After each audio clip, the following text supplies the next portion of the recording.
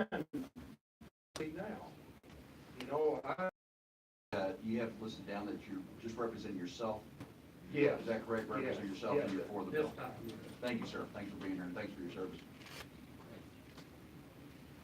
Carrie, is it Hilliard?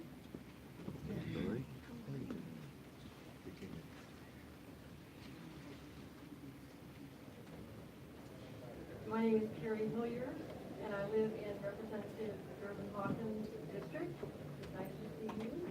And I'm a U.S. Army veteran, and I am representing myself today, although I do sit on the board of directors for This is Texas Freedom Force. And I had indicated that I was neutral on this bill. That was prior, however, to seeing the changes in the wording. But I'd like to talk today from the perspective of I am a retired classroom teacher. I have 30 years of experience in the classroom, and I have expertise in neuro-linguistic programming. And I'm also the parent of an autistic son. And just a reminder that April is Autism Awareness Month in the country. So I'll get that one in. All of you I know are familiar with the Spirit of Sacrifice, the monument that we commonly refer to as the cenotaph. The artist, however, called it the Spirit of Sacrifice. And it's visually powerful. When you look at that monument from all four faces, the work that Pompeo Capini, the Italian immigrant that was the sculptor, put into that monument is very powerful. And for those among us who have language deficits, as my son does, we learn through symbols. We learn through what we visually see. And I can stand in the classroom and talk for hours about the sacrifices made by the defenders of the Alamo.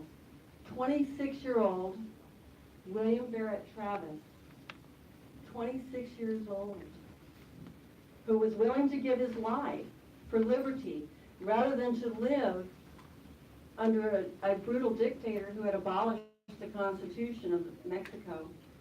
I could spend an hour in the classroom and it wouldn't really get through to those students who have language deficits. They don't learn in the same way that others of us do. But if I take them to the Alamo, as many teachers do, and they stand and they view that monument, what they take in visually, those faces that have been sculpted by Capini, the beautiful image of the Spirit of Sacrifice on the north side of the statue, they learn, they understand then what we have told them about sacrifice and its importance in the Republic of Texas and the great state of Texas. And those of us who live in Texas today, we are the beneficiaries of the sacrifice that those men made in 1836 at the Battle of the Alamo. Thank you so much. First of all, Ms. Hillary, I've got a little note here from my clerk here. It says, we're stating for the record that the witness list will reflect that you are neutral on the bill, even though you support the substitute. I do support the substitute. I wish that we could have a permanent fix, but 2 years is better than nothing. And when I indicated that I was neutral, I had not yet seen the changes in the wording. Any other questions? Okay. Yeah. That makes sense. So it looks like we're good. Yep. Thank you.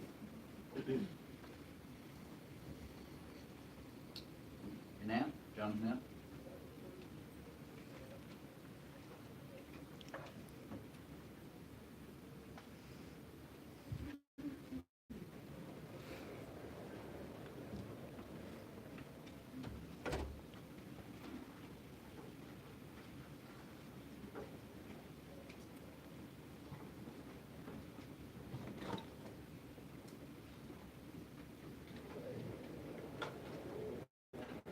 Good afternoon, Mr. Chairman, all members of this honorable committee. My name is John Hennett, a sixth-generation native Texan. That information plus $10 will buy you a cup of the Starbucks Finest coffee. I represent only myself. I have been a student of the history of the Alamo for 65 years, and I'm here today to oppose House Bill 1836 and to support the plan for moving the Alamo Cenotaph to a new site, a plan approved by the State of Texas General Land Office and San Antonio, Texas City Council.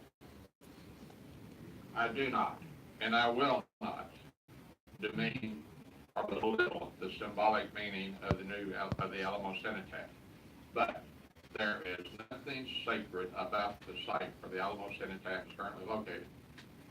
This 1930 photograph clearly reveals that this site was nothing more than a plant-filled parking esplanade situated between the Alamo Street East and Alamo Street. It was the only available site in close proximity to the last remnants of the Alamo and where the Alamo could be placed without competing buildings or other structures. In reality, the Alamo Cenotaph was placed on a site selected by a default decision. David Crockett was not executed on that site, and the last stand of the Alamo defenders did not happen there. Some defenders probably died there. Lost my place here, pardon me. But many more Mexican Army soldados lost their lives on that site, and no Alamo defenders were cremated on that site. Since the late 1980s, I and many others have continually advocated restoring as much as possible of the original 1836 Alamo battlefield. If the Cenotaph is not moved a mere 500 feet to the proposed new location in front of the Alamo Church, that will never happen. I repeat, that will never happen. Less than 5% of the original 1836 walls and structures remain. We cannot restore 100% of those old walls, but there are many places where that restoration can happen, but only if the Cenotaph is moved. Now, when it comes to moving the Cenotaph, please remember that it wasn't that many years ago that a 4-story hotel was moved down the streets of San Antonio without destruction. Please do not be swayed by the emotional-driven arguments opposing the moving of the Alamo Cenotaph. Instead, please base your committee decision on facts supporting the plan to move the Alamo Cenotaph. And please, do not ensnare the Alamo in another level of government red tape. Please let House Bill 1836 die in this committee. If anybody has any questions, I will be more than happy to try to answer them. Any questions, Mr. Stroh? John, thanks for your testimony. Mr. Hennon, if the Cenotaph could not be reassembled, would you still agree to move it in? Under those conditions, no, sir, I would not. But I have the fullest of confidence that if we can move a 4-story hotel down the streets of San Antonio, we can successfully. Yeah, you can actually move a building intact, but you can't move this intact, and they've agreed that you can. And I'm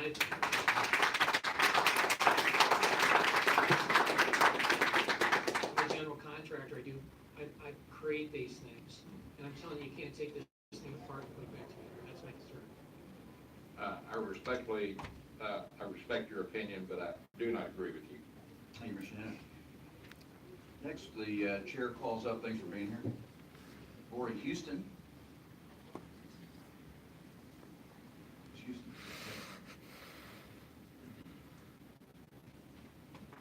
Lori Houston, City of San Antonio, and we oppose the bill and the amendment. Good afternoon, Mr. Chairman, committee members, and Representative Hawkins. Thank you so much for the opportunity to speak today. I am Lori Houston, Assistant City Manager for the City of San Antonio, and I've had the honor and privilege of serving as the staff lead for the Alamo Master Plan. This master plan has been done in partnership with the General Land Office and the Alamo Endowment. It is a culmination of 4 years of work that included a robust public engagement process. We had over 50 public meetings, met with over 150 stakeholder groups, and we did a national survey of 2,000 participants, of which 80% were Texans. We asked those participants about their thoughts on the specific site strategies identified in the Alamo Master Plan to include whether or not they support the relocation of the Cenotaph.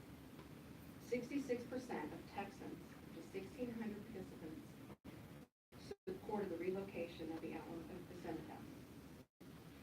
The foundation of this plan is the Battle of the Alamo in the 1836 battle. The lease agreement with the General Land Office in the city of San Antonio provides the GLO site control, provided this plan is implemented, which calls for the reestablishment of the 1836 footprint. The Alamo plan, when implemented, will elevate the visitor experience, and it'll reestablish the 1836 footprint so that visitors to the Alamo can clearly see the outline of the Alamo compound. And they can understand why it was so challenging for the defenders to protect the compound. They will have a sense of arrival to the site, and they will know they're on sacred ground.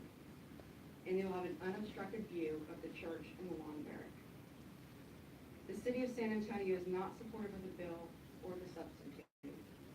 The inability to repair and relocate the cenotaph makes it impossible to reestablish the 1836 footprint and the Alamo master plan.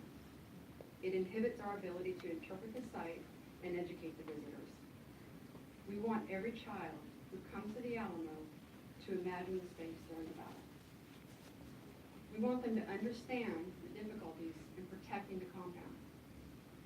And we want them to understand and feel the sacrifice that the defenders made. And it's difficult for a child to understand the site and the sacrifice for the 20th century monument in the middle of the battlefield. By repairing and relocating the cenotaph 450 feet south of its current location, we enhance the respect and reverence of the site. Visitors can visit the battle, understand that sacrifice, and then go pay the respect to the monument and to its defenders. The city does not support any time constraint to the monument, as it could cause significant delays in the implementation of this plan and jeopardize the plan. I'm here to answer any questions, and thank you so much for this opportunity to testify. Thank you, Ms. Houston. Next up is Alan Hines.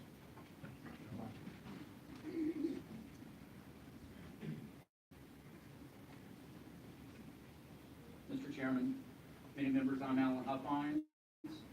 I'm against any delay on moving the cenotaph.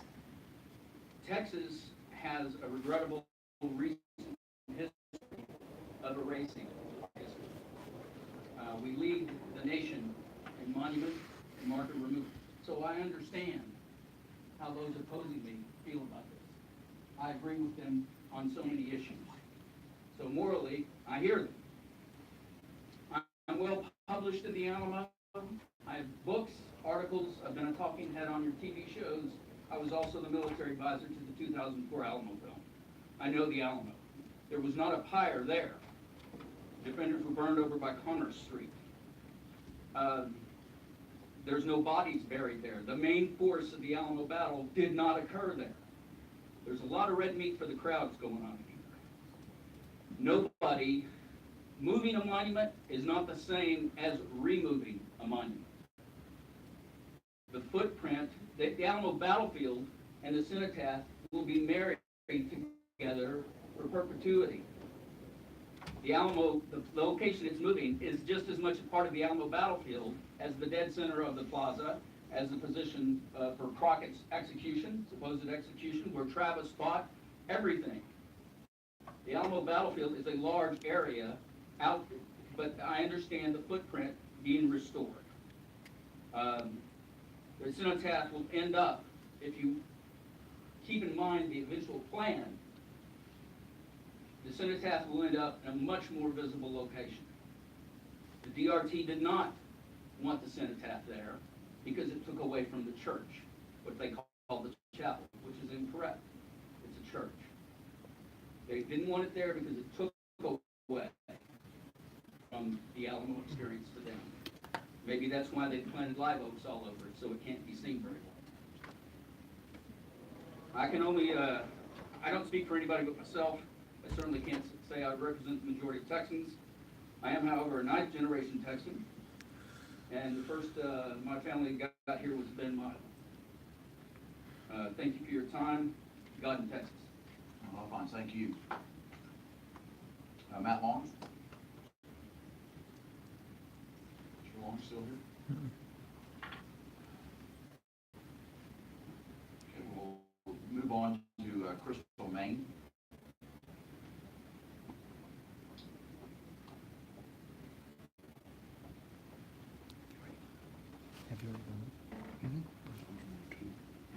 name is Crystal Main, and I am in favor of this bill. I don't have some of the stories that some of these others have, but I am a Texan. I was born here, and much to my grandmother's dismay, we moved to Oklahoma when I started second grade. She was a third grade teacher, and she was very adamant that I should learn the history of Texas. And whenever I came back to visit, she would try and teach me what she could in a limited amount of time without me actually being able to attend a class. I remember listening to her reel-to-reel tapes of the music that because they always had a musical presentation with all the Texas songs, Davy Crockett, Yellow Rose of Texas, all of these songs, and she would always play those for me so that we would learn those. And to move the cenotaph, which represents the sacrifice that was made there, and to risk damaging it is a travesty. And I think she would be extremely perturbed to know that y'all were considering doing that. And I believe it should stay where it is. As far as children being able to understand the battle and the importance of the Alamo, she took me there as a child. I had no trouble understanding that this was a sacred place in the story of the Alamo. And so that to say that that's an argument that you have to change this in order for children to understand it, that's not true. Okay, it was very well understood. That's it. Thank you, Ms. Bain. You were here just representing yourself, is that correct? Yes, that is correct. Thank you. Donna McClure.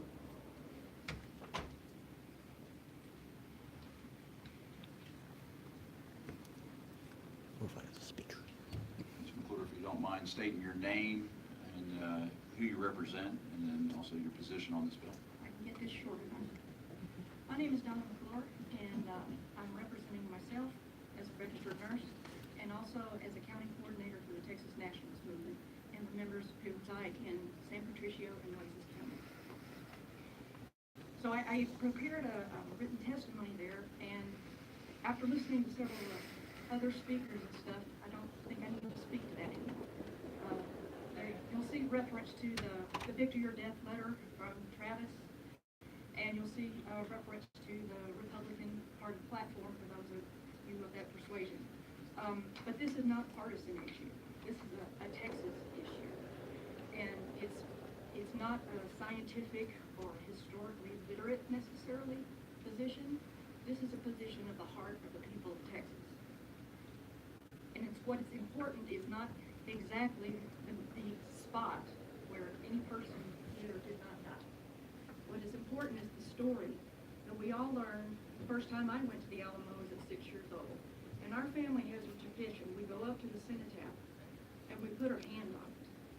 Because that was the first thing we learned, was that is the monument to the heroes who went out there with not enough food, not enough ammunition, asked for reinforcements, but knew they weren't coming, and did it anyway for an idea of freedom that was worth giving their life for. And what that means to Texas is, on any day where there's a Republican or Democrat, you're Texas first. And we see that every time we have a disaster.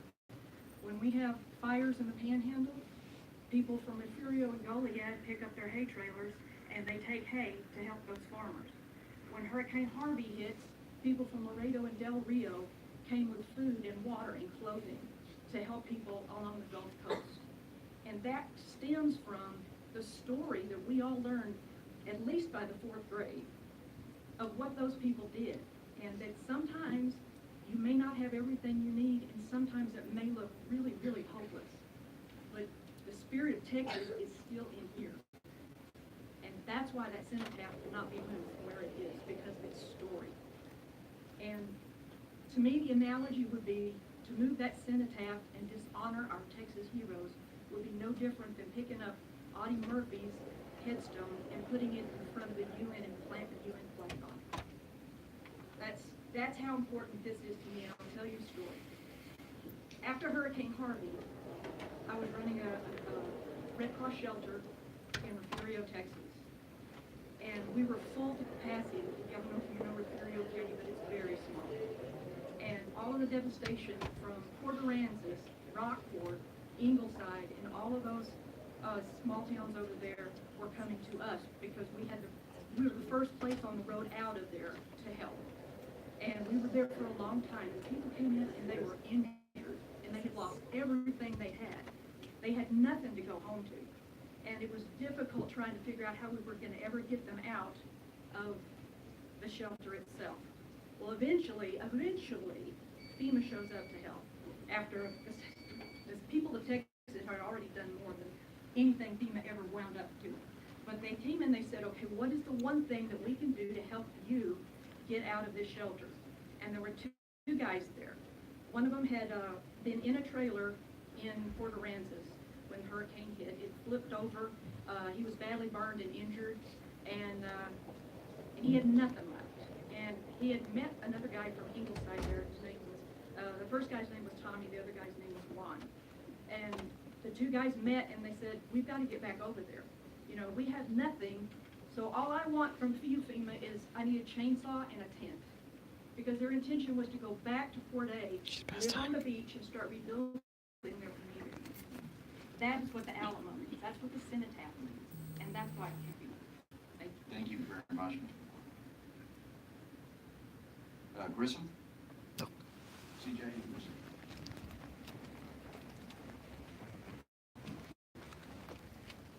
First Sergeant, if you don't mind stating your name and who you represent and the position on this bill. And I'll be quick because everything that's been said pretty much has to be said, or has already been said, and out of respect for your time.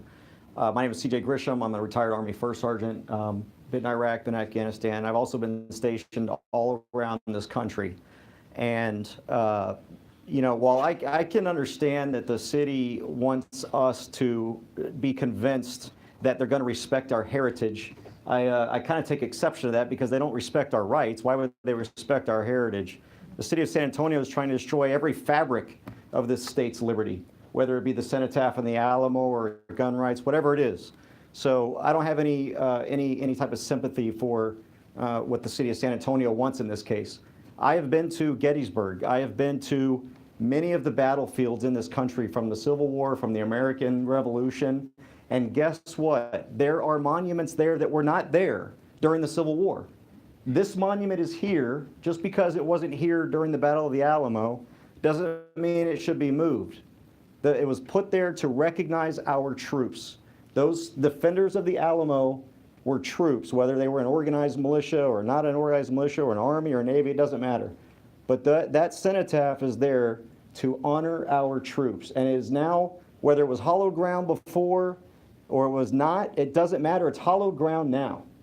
Once that cenotaph was put there, that is where people who believe in our heritage, who believe in our history, who believe in the sacrifice of those defenders, go to honor those people. If it was put somewhere else, then that place would be a position of honor. But this is where it's at right now. That's where it should stay. I support House Bill 1836. I think it should be a permanent instead of just 2 years. But you know what? If the city of San Antonio wants to redo the footprint and leave the monument right where it's at. First Sergeant Grissom, so if you don't mind, for the record, you are for the bill. I am for the bill. Thank you, sir. And testifying for myself. Thank you. Daniel Miller? Mr. Miller?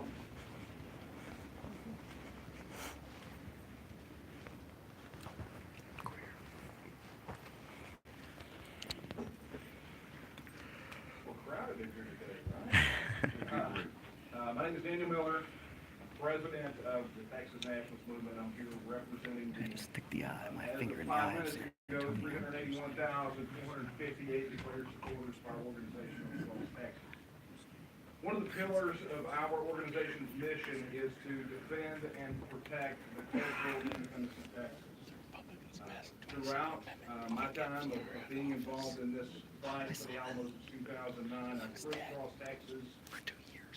And one of the things is abundantly clear, and that is that people all across Texas revere not just the Alamo as a building and a tourist attraction, but for what it means to be a Texan. It stands at the core of our DNA. Now, I will say this, I cannot believe that it is 2019, and we're actually having to have a discussion about the Alamo and how it should be revered and how it should be treated. I don't think I need to sell any of you on how important the Alamo is, and I don't think anyone in here needs to. Very true, Southside's whether they're for or against this legislation. But what we have to do is look at what HB 1836 does. And what it does is it puts a pause on what has turned out to be the absolute most controversial, most highly opposed statewide part of the Reimagine the Alamo plan of the Alamo Master Plan. And that is the removal or the moving of the cenotaph. But see, therein, what I just said, lies the problem. While we've heard the city of San Antonio testify today, and multiple times before in front of other committees, we've gotten multiple stories about what is going to happen with the Alamo. As a matter of fact, as I have met with legislators regarding the Alamo Master Plan, both last session and this session, what we have found time and time again is legislators have been given copies. Is it going to be moved 400 feet? Where exactly is it going to be moved? The fact of the matter is that we need this pause to save the cenotaph, yes, but so that we can all get educated. As I crisscrossed the state over these last couple of years and talked to people about the Alamo Master Plan, another thing that has become abundantly clear is that the people have not been educated. When the city of San Antonio stood up here just a moment ago and testified to the fact that public meetings were held, there was an audible groan from the audience. Yet someone in the back piped up and said, well, that's just because they didn't come. Well, let me just be here to tell you and testify on behalf of the 381,458 people, plus every other Texan I talked to. They didn't know they were happening either. So let's take a 2-year pause.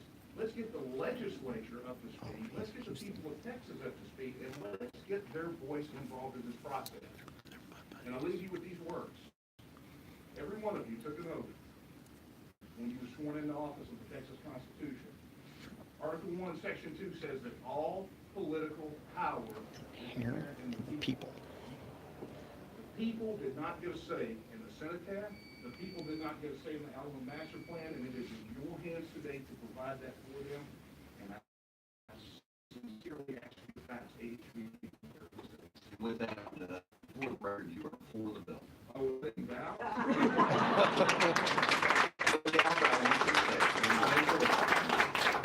Here's Phyllis.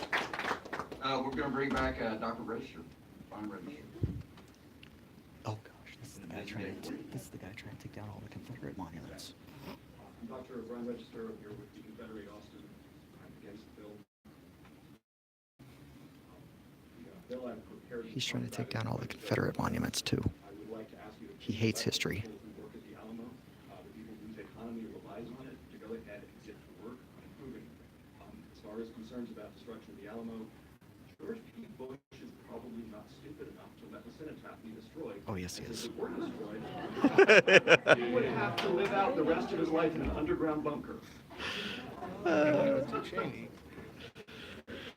Oh, yeah, Dick Cheney and George Bush were friends. The scale of conspiracy would have to be work for all of the people involved in this entire plan to all be making the exact same mistake at the exact same time, just boggles the mind.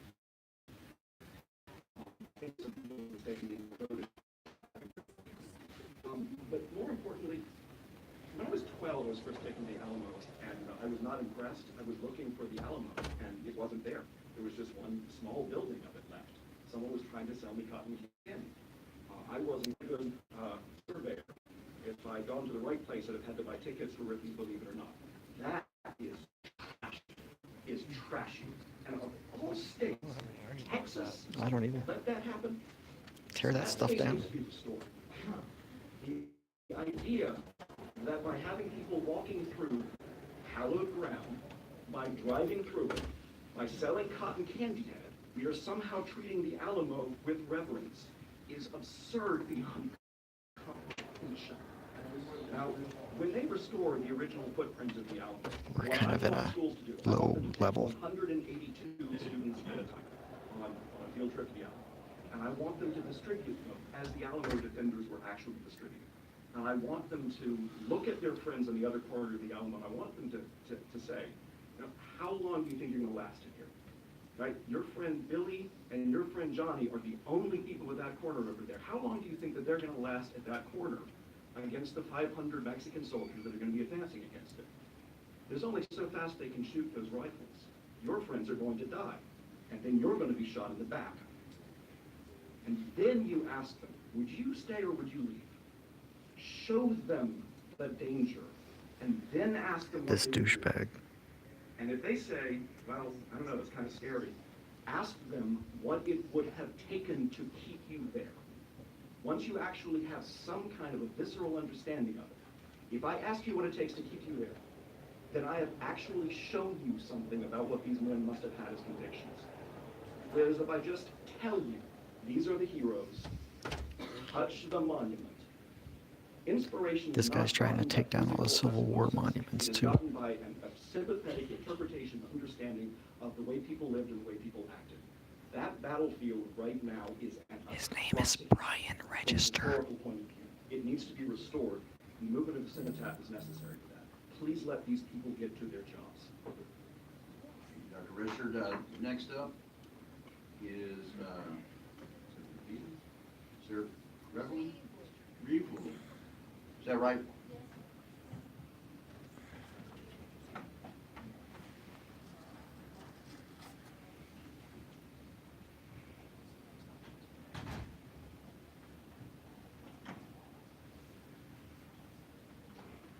My name is Sarah Reevely, and I'm against House Bill 1836, and I'm representing myself and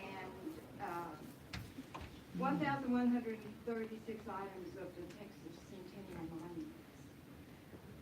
I've got all these notes about what I was going to change as people talk, and I'm going back to what I have. Okay, there are several things that bother me. One is, first of all, let me explain who I am. I'm a sixth-generation Texan, and I'm a member of the Daughters of the Republic of Texas. And 8 years ago, my friend Aaron Bowman and I stood here at the top of a very controversial hill and got the ball rolling down that put all of us here today. Aaron formed the Friends of the Alamo, which he gave to the trust, and I filed a complaint with the Attorney General about the mismanagement of the custodian. And things got changed. One or two people can make a change. Okay, now, for the past 10 years, I've been very involved in the neglected Texas Centennial and have followed the Alamo plans closely. I've got a little handout for you. There are several things that bother me. One, HB 1836 sets a dangerous precedent for the other monuments commemorating the centenary of Texas independence. There are 1,136 items in the book I forgot to bring, and Barclay Gibson and I have documented every single one of them. What will your policy be on them? Which one, when one may have to be moved or repaired or a site improved, what's the precedent? What are y'all going to do? I can give you a complete list of the ones which have been neglected. Other important centennial-era roadside parks are being devastated by the highway department. What about them? What about all of those wonderful state of Texas stone signs that you used to see and still see a few as you enter Texas that have been destroyed? This bill, 1836, leads us into an extremely complicated management system for the future. We're talking about the items in the Texas Centennial, and we're using the cenotaph as one example. We've got 1,136 out there that need to be taken care of. What about the sign from Is that bill for me? Just here. You keep doing this. Thank you. Okay, that's number one, and quite frankly, I think we should expand this bill and look at taking care of the Texas Centennial items, and I'll be happy to work with y'all on it, because I know all about it. No one has the right, number two, no one has the right to rest on the laurels of their ancestors, and that includes descendants of the Alamo heroes. What are the accomplishments of these people for Texas and the Alamo? The Alamo is open on March the 6th for a ceremony. It should be open for all. I'm not one of my ancestors isn't Davy Crockett, but by God, he was Stephen Klein and founded New Braunfels. But so what? What difference does that make if I'm not myself contributing to the history of Texas? Number 3, important. The original location for the cenotaph was to be where the bandstand was. Capini objected, and the daughters didn't want the. Doesn't matter I've got where. all these little snippets from the news, starting with April of 1936. And in December of 1939, when the contract was finally signed with Capini, all of a sudden it was in front of the Alamo. And here's what Capini said in his autobiography. He said, Don't get her. they were half satisfied to have the cenotaph erected outside the sacred ground on the spot called the bandstand. But in fact, a dirty comfort station, which should have been converted into a tomb of our heroes, was not appropriate. He didn't like the fact that they were going to have to move the bandstand and get rid of the little train comfort station that was under it. That was all this big reason about where it was. That's what happened. Number 4. Good afternoon, Mr. Chairman, and all the members of this committee here. My name is Michael Ritchie. I'm an 11th generation Texan representing myself from Peter Park. Here at UP District, hoping to get to meet him in Texas. To some, I'm supportive of. Thank you. To some, the staff might be a 40 by 12 foot block of stone with the name of our defenders, but to a majority of Texans, it stands as the empty tomb of the Alamo defenders, much akin to its American counterpart in the hallowed ground of Arlington National Cemetery. It was their sacrifice that has made it possible for all of us to be sitting here today. Across this state are the graves of tens of thousands of Texan patriots who have sacrificed in the name of all that we hold dear. Some of them are buried in state veteran cemeteries in Killeen, Corpus Christi, Abilene, and Bishop. Others sit in overgrown rural cemeteries and are all but forgotten. Our Alamo defenders, though, have rested proudly in the tomb that we built for them some 80 years ago on the very ground where they sacrificed their lives. The Alamo has been referred by many as the shrine of Texas liberty, and over the last 183 years, the Alamo has taken shape in our Texas consciousness, and in some ways defines the very spirit in many of us. As members of this committee, it is within your hands alone to prevent this tomb of our defenders from being relocated outside of their sacred grounds. With this in mind, I urge you to vote yes on HB 1836. If we do nothing now, we will forever dishonor the memory of our most gallant veterans.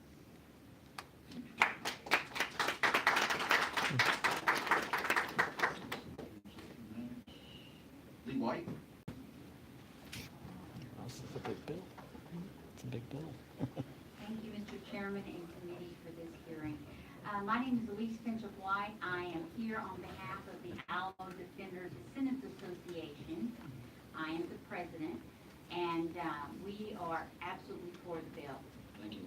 I would also like to say that I'm a historian and researcher, and there has been some misinformation given to you today, and I won't go line by line and correct it, but I do want to say the cenotaph does sit in the heart of the fort, and what makes that ground sacred, we hear that word all the time. Why is it sacred? It's sacred because the blood of the defenders are there. That's why it's sacred. So why are you going to take the empty tomb, which as the young man said before, the equivalent of the tomb of the unknown soldier, and move it not only outside the sacred ground, but in the midst of a protest area surrounded by bars, live music, preachers on Saturdays, snow cone vendors, every kind of sordid thing that you can think of, and have the audacity to say it will be respected there? I think not. I'm asking the cenotaph stay right where it is for eternity. Again, I'm thrilled to death on this bill. And by the way, I want to also make one thing very clear. I can prove that we have defenders that actually were buried prior to the battle, buried on that ground. As a matter of fact, I have a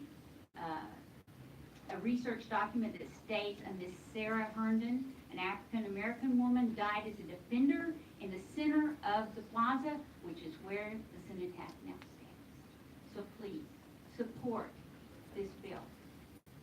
Thank you, Ms. White.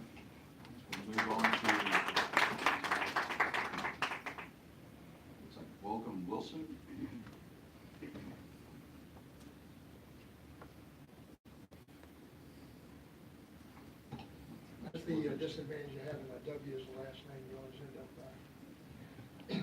Mr. Chairman and members, my name is Malcolm Wilson Jr., and I'm against the bill. I represent myself, and I serve as a member of the Alamo Endowment Board of Directors and chairman of the Alamo Trust. The Endowment Board has spent considerable time and energy to guide the master plan through its process. There are those who oppose the relocation of the cenotaph, and I do appreciate their loyalty for the state of Texas. The Alamo Master Plan has long called for moving the cenotaph. It solves the issue noted in the 1979 Daughters of the Republic of Texas Master Plan. It might which shut off. I'm gonna said try the, quote, try something. cenotaph size conflicts with the scale of the Alamo, end quote. With the cenotaph being moved, we create a reverent 1836 battlefield site, a kind of military parade field to do large-scale history presentations, reenactments, and demonstrations to tell the history of the Alamo. Most importantly, this plan builds a museum with as much as $150 million in private sector funds that will be raised. We must have this museum underway by 2021 to meet the conditions of the Phil Collins collection gift of Alamo artifacts. Delaying this project like this kills this opportunity.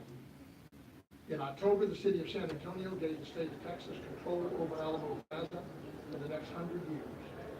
Not since the historic battle in 1836. Okay, I'm gonna switch cameras. Been under unified management.